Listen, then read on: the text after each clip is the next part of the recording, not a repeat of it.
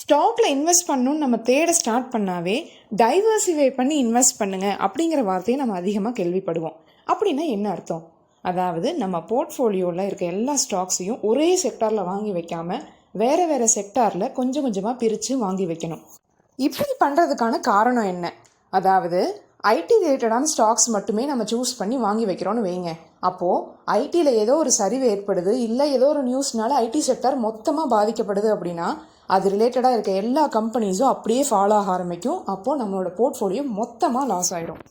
அப்படி இல்லாமல் நம்ம டைவர்சிஃபை பண்ணி இன்வெஸ்ட் பண்ணியிருந்தால் என்ன ஆகும்? அதாவது ஒரே செக்டாரில் இன்வெஸ்ட் பண்ணாமல் வேறு வேறு செக்டாரில் கொஞ்சம் கொஞ்சம் அமௌண்ட்டாக இன்வெஸ்ட் பண்ணியிருந்தோன்னா ஒரு செக்டார் விழுகிறது நம்மளுக்கு பெருசாக பாதிப்பு கொடுக்காது. ஏன்னா மொத்த செக்டாரும் ஃபால் ஆகுது அப்படின்னா இந்தியன் எக்கனாமியும் எஃபெக்ட் ஆகும், அந்தளவுக்கு போகாது. ஸோ ஒரு செக்டார் விழுந்து அதனால் ஏற்படுற ஒரு சின்ன லாஸை நம்ம போர்ட்ஃபோலியோ பெருசாக அஃபெக்ட் ஆகாது. ஏன்னா மற்ற ப்ராஃபிட்டில் இருக்க கம்பெனிஸ் எல்லாமே இதோட லாஸை பேலன்ஸ் பண்ணி போர்ட்ஃபோலியோவை ப்ராஃபிட்டாக வச்சுருக்கோம். அப்போது நம்ம இன்வெஸ்ட் பண்ணணும்னு தேட ஆரம்பிக்கும் போதே செக்டார் வைஸ் ஸ்டாக்கை பிரித்து அனலைஸ் பண்ணி இன்வெஸ்ட் பண்ணணும். நம்மளை சுற்றி ஏகப்பட்ட செக்டார் இருக்குது, அதுக்கு கீழே நிறைய இண்டஸ்ட்ரீஸ், அதுக்கு கீழே நிறைய ஸ்டாக்ஸ் இருக்குது.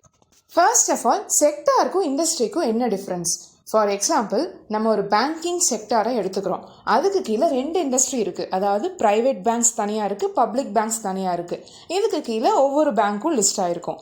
So sector wise industry wise நம்ம ஸ்டாக்கை பிரித்து அனலைஸ் பண்ணி அதுக்கப்புறமா இன்வெஸ்ட் பண்ணலாம். இந்த டீட்டெயில்ஸ் ரிலேட்டடாக நான் அனலைஸ் பண்ண எல்லா விஷயத்தையும் டிஸ்கிரிப்ஷனில் இருக்க பிடிஎஃப்ல கொடுத்துருக்கேன், மறக்காமல் செக் பண்ணி பாருங்கள்.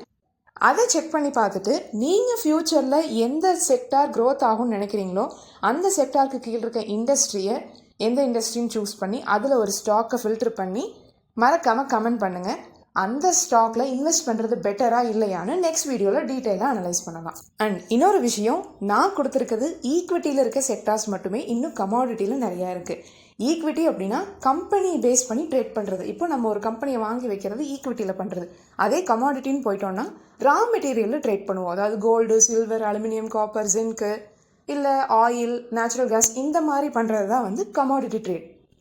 அண்ட் லாஸ்ட் யூஸ்வல் திங், எப்போவுமே இன்வெஸ்ட் பண்ணணும்னு முடிவு பண்ணிட்டா உங்கள் ஓன் நாலேஜில் உங்கள் ரிஸ்கில் மட்டுமே இன்வெஸ்ட் பண்ணுங்கள். வேறு யாரோட நாலேஜையும் டிபெண்ட் பண்ணி எப்போவும் ரிஸ்க் எடுக்காதீங்க. இன்வெஸ்ட் பண்ணுறதுல பெரிய ரிஸ்க் கிடையாது, ஆனால் நாலேஜ் இல்லாமல் இன்வெஸ்ட் பண்ணுறதுல கண்டிப்பாக ரிஸ்க் இருக்கும். ஸோ போதுமான நாலேஜை கெயின் பண்ணிவிட்டு அதுக்கப்புறமா இன்வெஸ்ட்மெண்ட் பற்றி யோசிங்க.